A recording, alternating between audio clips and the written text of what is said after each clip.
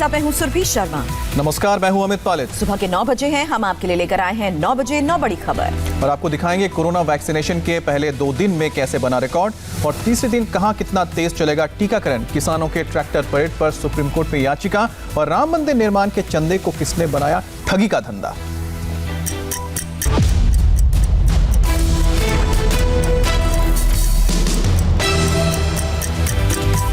दिल्ली में चल रहे किसान आंदोलन के आज 55वें दिन भी सरकार और किसानों के बीच रस्साकशी जारी है। इसमें नया विवाद है गणतंत्र दिवस पर किसानों के ट्रैक्टर परेड को लेकर, जिस पर आज सुप्रीम कोर्ट में सुनवाई होनी है। 3 कृषि कानूनों को रद्द करने की मांग पर किसानों और सरकार की रस्साकशी के बीच बड़ा मामला बन चुका है ट्रैक्टर परेड। 26 जनवरी को जिस परेड के लिए किसान संगठन अड़े हैं, उस पर अब सुप्रीम कोर्ट फैसला सुनाएगा। सुप्रीम कोर्ट में आज किसानों की ट्रैक्टर रैली से जुड़ी याचिका पर सुनवाई है। केंद्र सरकार की ओर से ये याचिका दिल्ली पुलिस ने दाखिल की है। दिल्ली पुलिस ने याचिका में ट्रैक्टर रैली पर रोक लगाने की मांग की है। दिल्ली पुलिस की दलील है कि ऐसी रैली से सुरक्षा व्यवस्था में दखल पड़ सकता है। हमने कहा कि शॉर्ट उन्होंने परेड करी है, अब की बार राष्ट्रपति भवन से और इंडिया गेट तक परेड करी है। हमने कहा कि आगे की परेड हम कर देंगे। देश की परेड छोटी कैसे होगी? बड़ा देश है, 70 साल से परेड हम बड़ी करते आ रहे, हमको आगे की जाने की हमको दे दो। अब भाई वहां तक टैंक से करो, आगे ट्रैक्टर से करेंगे। देश का किसान पे ट्रैक्टर पे तिरंगा झंडा न लगे, ये तो नहीं हो सकता। ट्रैक्टर परेड को लेकर रविवार को सिंधु बॉर्डर पर संयुक्त किसान मोर्चा की भी बैठक हुई थी। इस बैठक में ट्रैक्टर परेड की रणनीति बनाई गई। इस रणनीति के तहत दिल्ली के आउटर रिंग रोड पर 26 जनवरी को ट्रैक्टर रैली निकाली जाएगी। ट्रैक्टर मार्च के दौरान कुल 50 किलोमीटर की यात्रा तय की जाएगी। इस परेड का हिस्सा बनने के लिए देश भर के अलग अलग शहरों में ट्रैक्टर मार्च की जोरदार तैयारियां दिख रही हैं। पंजाब, हरियाणा के कई शहरों से लेकर पश्चिमी उत्तर प्रदेश के इलाकों में किसान ट्रैक्टर परेड के लिए कमर कस चुके हैं। इस बीच सरकार ने किसानों से जिद छोड़ देने की अपील की है। सुप्रीम कोर्ट ने भी तीनों एक्ट के क्रियान्वयन को रोक दिया है, तो मैं समझता हूं जिद का सवाल ही खत्म होता है। किसानों की ट्रैक्टर परेड पर आज जब सुप्रीम कोर्ट में मामले की सुनवाई होगी, तो इसमें बड़ा पहलू होगा गणतंत्र दिवस पर सुरक्षा व्यवस्था के खतरे का। ट्रैक्टर परेड के साथ गणतंत्र दिवस पर सुरक्षा व्यवस्था को खतरा बड़ी चिंता का विषय है। इसे लेकर दिल्ली पुलिस ने बड़ा अलर्ट जारी किया है। एक तरफ किसानों की ट्रैक्टर परेड की तैयारी चल रही है, दूसरी ओर दिल्ली पुलिस ने गणतंत्र दिवस पर आतंकी हमले का अलर्ट जारी कर दिया है। दिल्ली पुलिस ने आशंका जाहिर की है कि कुछ आतंकी दिल्ली को बम और बारूद से टारगेट कर सकते हैं। 26 जनवरी के लिए अलर्ट के साथ पुलिस ने जगह जगह आतंकवादियों के पोस्टर चिपकाए हैं। इनमें से कुछ आतंकी खालिस्तान फोर्स के हैं और कुछ बब्बर खालसा ग्रुप के और कुछ अलकायदा जैसे आतंकी संगठन से जुड़े हैं। दिल्ली के कनॉट प्लेस में है और यहाँ भी जो खालिस्तानी आतंकी हैं, जो अलकायदा के आतंकी हैं, उनके पोस्टर चस्पा किए गए हैं। मसलन ये खालिस्तानी आतंकी हैं जो कि खालिस्तानी जिंदाबाद force, Khalistan commando force, Babbar Khalsa international जैसे तमाम जो खालिस्तानी आतंकी संगठन से जुड़े हुए हैं। इन आतंकियों की तलाश दिल्ली पुलिस को है, सुरक्षा एजेंसियों के हैं और इनके पोस्टर्स यहाँ चस्पा करके लोगों से अपील की गई कि लोग इन आतंकियों के बारे में कोई सूचना मिलती है या ये आतंकी कहीं दिखते हैं तो इनके बारे में सूचना दिल्ली पुलिस को देने की अपील की गई है। और बाकायदा दिल्ली पुलिस ने पुलिस कंट्रोल रूम के नंबर दिए हैं, इसके साथ साथ ड्यूटी अफसर के नंबर दिए हैं और साथ ही साथ जो स्पेशल सेल है उसके भी नंबर दिए गए हैं। आतंकी अलर्ट को देखते हुए दिल्ली में चौकसी बढ़ा दी गई है। बॉर्डर पर बैरिकेडिंग के साथ सीसीटीवी से निगरानी टाइट कर दी गई है। इस पूरी गहमागहमी के बीच क्या किसानों की ट्रैक्टर परेड रुकेगी या किसानों के प्लान के मुताबिक गणतंत्र दिवस पर दिल्ली की सड़कों पर दिखेगी, इसे लेकर सबकी नजरें सुप्रीम कोर्ट पर टिकी है। देश में आज कोरोना वैक्सीनेशन का तीसरा दिन है और पिछले 2 दिन में 2.25 लाख लोगों को टीका लग चुका है। और संडे की वजह से दूसरे दिन टीकाकरण थोड़ा धीमा जरूर रहा, लेकिन इन 2 दिनों में ही भारत ने अमेरिका और ब्रिटेन जैसे देशों को पीछे छोड़ दिया। 2 दिनों में 2,24,301 लोगों को टीके के साथ अमेरिका, ब्रिटेन और फ्रांस जैसे देशों से आगे निकल गया है भारत। शुरुआती दौर में ही इन देशों के मुकाबले कई गुना ज्यादा टीकाकरण हुआ। हालांकि रविवार को टीकाकरण का काम थोड़ा धीमा रहा। इस दिन सिर्फ 6 राज्यों में वैक्सीनेशन ड्राइव को अंजाम दिया गया। वो आज सोमवार से फिर से गति पकड़ेगा। कोरोना वैक्सीन लगाने का दिन हर राज्य में अलग अलग तय है। यूपी और हिमाचल जैसे राज्यों में वैक्सीनेशन का काम हफ्ते में 3 दिन किया जा रहा है, जबकि दिल्ली, गुजरात, बिहार, महाराष्ट्र, मध्य प्रदेश, हरियाणा, जम्मू कश्मीर, झारखंड और उत्तराखंड में हफ्ते में 4 दिन टीका लगाए जा रहे हैं। वैसे आंध्र प्रदेश और मिजोरम में हफ्ते में 6 दिन वैक्सीनेशन ड्राइव चलाई जा रही है।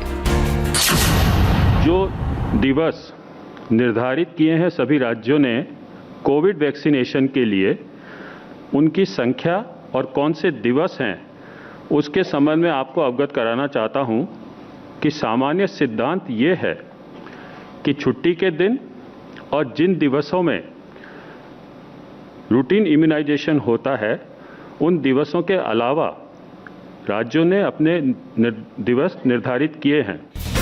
दिल्ली में रविवार के ब्रेक के बाद आज फिर से वैक्सीनेशन का काम शुरू होगा। दिल्ली में 81 वैक्सीनेशन सेंटर्स हैं, जिनको 175 तक किया जाना है। सरकार के वैक्सीनेशन प्लान के मुताबिक जो लोग घर से वैक्सीनेशन बूथ तक नहीं पहुंचे, उनको सेंटर तक लाने के लिए दिल्ली सरकार जागरूकता अभियान चलाएगी। इसकी वजह है वैक्सीन को लेकर फैल रही अफवाहें। यूपी के बरेली में ऐसे लोगों के खिलाफ नकेल कसी जा रही है। स्थानीय प्रशासन से ऐसे अफवाहबाजों के खिलाफ फौरन एक्शन लेने को कहा गया है, जिसके बाद बरेली में कुछ ऐसे अज्ञात लोगों के खिलाफ केस भी रजिस्टर किए गए हैं। यहाँ पैम्फलेट लगाकर एक खास समुदाय से वैक्सीनेशन से दूर रहने की अपील की गई थी। वैक्सीन लिया है, 24 घंटे से अधिक हो गया, क्या बॉडी मैं आपके सामने बिल्कुल सकुशल खड़ा हूँ, स्वस्थ हूँ, मुझे कोई भी चीज महसूस नहीं हुई। लोगों से सर क्या अपील करेंगे जो भ्रमित? कहूँगा कि इस भ्रम को खत्म करें और वैक्सीन सभी लोग लगवाएं। प्रधानमंत्री से लेकर स्वास्थ्य मंत्री तक ऐसे अफवाहबाजों से सतर्क रहने की अपील कर चुके हैं, क्योंकि भारत की कोरोना वैक्सीन दुनिया की सबसे सेफ वैक्सीन है।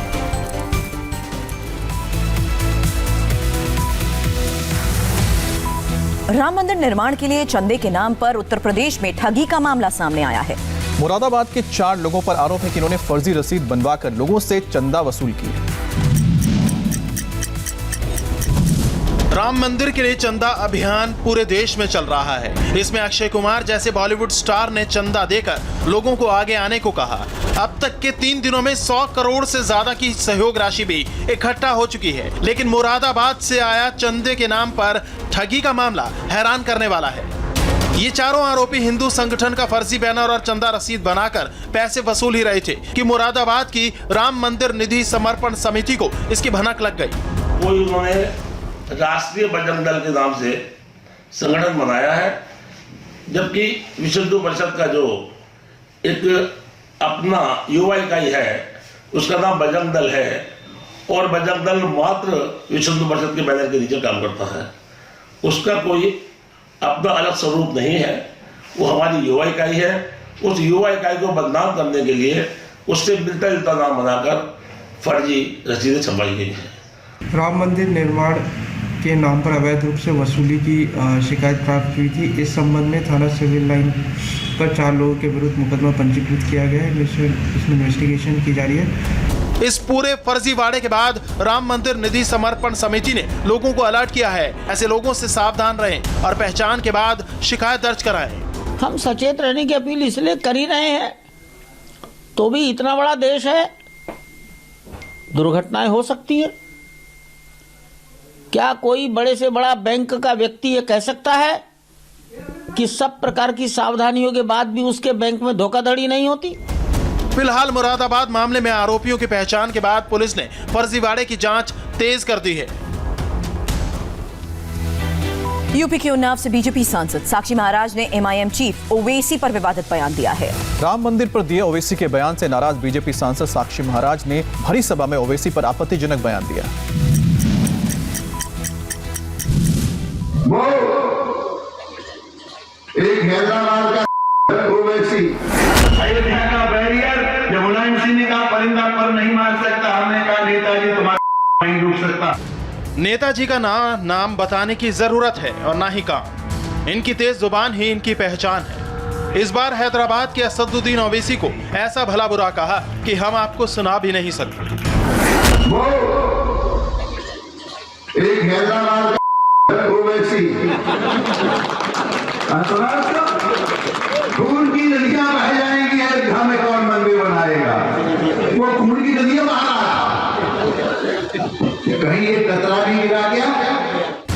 अभी एक हफ्ता भी नहीं हुआ है जब उन्नाव से बीजेपी सांसद साक्षी महाराज असदुद्दीन ओवैसी को अपनी ही टीम का खिलाड़ी बता रहे थे। शायद पिछले हफ्ते के बयान से जो भद्द पिटी, उस बयान को बैलेंस करने के लिए पलटी मार गए नेताजी। ओवैसी जी यूपी चुनाव की तैयारी में जुट गए, क्या भाजपा को फायदा होगा या नुकसान? बड़ी मेहरबानी, उनको भगवान ताकत दे, ऊपर वाला खुदा उनका साथ दे। उन्होंने बिहार में भी हमारा सहयोग किया था, यूपी में भी करेंगे और बाद में पश्चिम बंगाल में भी करेंगे। वो एक हैदराबाद का ओवैसी। उन्नाव जिले के सदर विधायक पंकज गुप्ता की श्रवण कुमार बस यात्रा का शुभारंभ करने पहुंचे थे सांसद साक्षी महाराज। उन्होंने भाषण के दौरान ये बात कही। बाद में जब मीडिया ने ओवैसी पर अपशब्द बोलने पर सवाल पूछे तो भी अपनी बातों को जस्टिफाई करने की कोशिश की। जो दूसरा अली मोहम्मद जिन्ना बनने का प्रयास करता रहता है, तो ऐसे व्यक्ति के लिए शब्दकोश में इससे बढ़िया कोई दूसरा शब्द हो नहीं सकता। रविवार को साक्षी महाराज चुन चुन कर अटैक करने के मूड में थे। पहले असदुद्दीन ओवैसी को भला बुरा कहा, फिर मुलायम सिंह यादव पर हमलावर हो गए। मेरे इन हाथों में अयोध्या में सरयू से लाश निकाली है, कोठारी बंधु मेरे सामने शहीद हुए हैं। अयोध्या का बैरियर जब मुलायम सिंह ने कहा परिंदा पर नहीं मार सकता, हमने कहा नेताजी तुम्हारा नहीं रुक सकता, हमने तोड़ा था बैरियर, हमने तोड़ा था बैरियर। साक्षी महाराज मुलायम के बाद अखिलेश यादव पर भी आए और कहा अखिलेश अयोध्या के राम मंदिर जाकर माफी मांग ले तो उनके पिता के अपराध कम हो जाएंगे। वो कामतगिरी का परिक्रमा लगाते हैं, मुखारबिंद का दर्शन करते हैं। अच्छा है जाके रामलला के दर्शन कर लें और उनने, उनके परिवार ने, उनके पिता ने जितने अपराध किए उनकी माफी जाके अयोध्या में मांग लें। साक्षी महाराज अपने बयानों से सुर्खियों में रहते हैं। इस बार उनके जुबानी तीर ओवैसी और मुलायम अखिलेश पर चले हैं और लोग अब दूसरी तरफ से पलटवार का इंतजार कर रहे हैं। साक्षी महाराज ने ओवैसी पर विवादित बयान दिया तो यूपी के मंत्री ने ममता बनर्जी को लेकर आपत्तिजनक बयान दे दिया। यूपी के मंत्री आनंद स्वरूप शुक्ला ने ममता बनर्जी को बांग्लादेशी और इस्लामिक आतंकवाद का समर्थक बता दिया।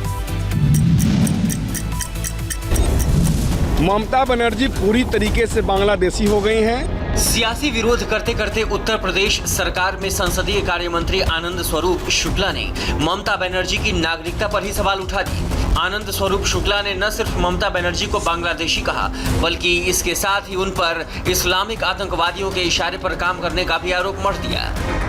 ममता बनर्जी पूरी तरीके से बांग्लादेशी हो गई हैं।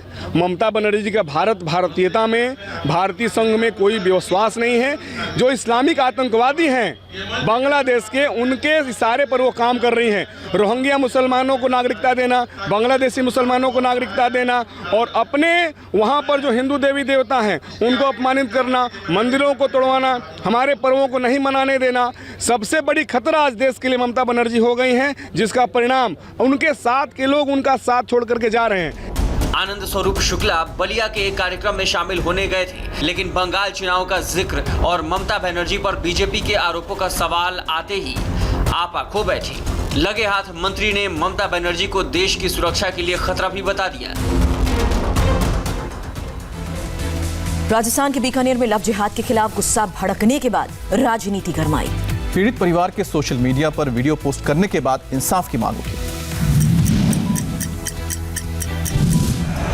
हंगामे की ये तस्वीरें बीकानेर की हैं, जहां लव जिहाद के एक मामले ने ऐसा तूल पकड़ा कि लोग सड़कों पर हंगामा करने पर उतारू हो गए। बीकानेर के गजनेर रोड स्थित धर्मशाला से हजारों की संख्या में लोग कलेक्टर ऑफिस तक पहुंचे। कलेक्ट्रेट परिसर के बाहर जमकर नारेबाजी की। पिछले कुछ दिनों से चल रहा लव जिहाद का मुद्दा रविवार को तूल पकड़ लिया। कई हिंदू संगठनों ने विरोध जताते हुए प्रदर्शन किया। इस दौरान प्रदर्शनकारियों ने मामले की निष्पक्ष जांच कराने, पीड़ित परिवार को इंसाफ दिलाने और दोषियों के खिलाफ सख्त कार्रवाई करने की मांग की। साथ ही पुलिस पर भी मामले को दबाने का आरोप लगाया। हम लोगों की डिमांड थी कि दादा ने जो एक अनाउंसमेंट किया लड़की के दादा ने कि उनके साथ जाती हुई है, मेरे साथ न्याय होना चाहिए। लड़की के दादा खुद अभी एसपी साहब से, कलेक्टर साहब से बात करके आए, वो खुद संतुष्ट हैं और इन्होंने बोला कि ये कार्रवाई होनी चाहिए और ये कार्रवाई होगी तो मुझे कोई दिक्कत नहीं है। दरअसल बीकानेर जिले के बज्जो इलाके में यह मामला तब सामने आया जब एक हिंदू लड़की के परिवार ने सोशल मीडिया पर एक वीडियो जारी किया जिसमें उन्होंने एक मुस्लिम लड़के पर अपनी लड़की को गुमराह कर उससे निकाह करने का आरोप लगाया। वीडियो वायरल होने पर प्रशासन के भी कान खड़े हो गए। काफी टाइम से ब्लैकमेलिंग इस तरह के कोई इशू उन्होंने बताए, उसके संबंध में वो शिकायत देना चाह रहे थे, जिसके लिए उन्होंने कह दिया अगर कोई उनकी शिकायत है किसी के प्रति वो अपनी शिकायत दे सकते हैं, उस पर नियम अनुसार जो भी कानूनी प्रावधान है उसके अंतर्गत कार्रवाई हो जाएगी।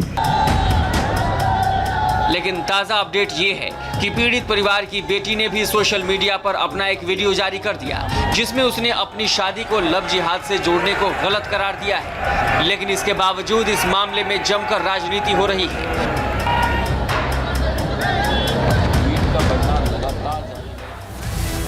बेनामी संपत्ति के मामले में बढ़ सकती है प्रियंका गांधी के पति रॉबर्ट वाड्रा की मुश्किलें। प्रवर्तन निदेशालय रॉबर्ट वाड्रा को हिरासत में लेकर पूछताछ करना चाहती है। सोनिया गांधी के दामाद और प्रियंका गांधी के पति रॉबर्ट वाड्रा की मुश्किलें एक बार फिर बढ़ती नजर आ रही हैं। बेनामी संपत्ति को लेकर आज राजस्थान हाईकोर्ट में सुनवाई होगी। वाड्रा पर राजस्थान के बीकानेर में फर्जी तरीके से जमीन खरीदने का आरोप है। इससे पहले केंद्रीय जांच एजेंसी ईडी ने रॉबर्ट वाड्रा और महेश नागर के खिलाफ राजस्थान हाईकोर्ट में अर्जी दाखिल की थी और कोर्ट से उन्हें हिरासत में लेकर पूछताछ की इजाजत मांगी थी। राजस्थान हाईकोर्ट में इसी अर्जी पर सुनवाई होनी है। दरअसल वाड्रा की कंपनी स्काईलाइट ने साल 2012 में जोधपुर के कोलायत क्षेत्र में दलालों के जरिए 79 लाख रुपए में 270 बीघा जमीन खरीदी थी। बीकानेर में ये जमीन भारतीय सेना के महाजन फील्ड फायरिंग रेंज के लिए आवंटित की गई थी।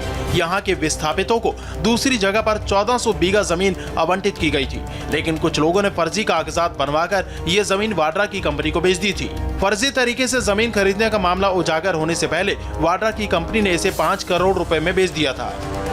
तब से ईडी इस केस की जांच में जुटी है।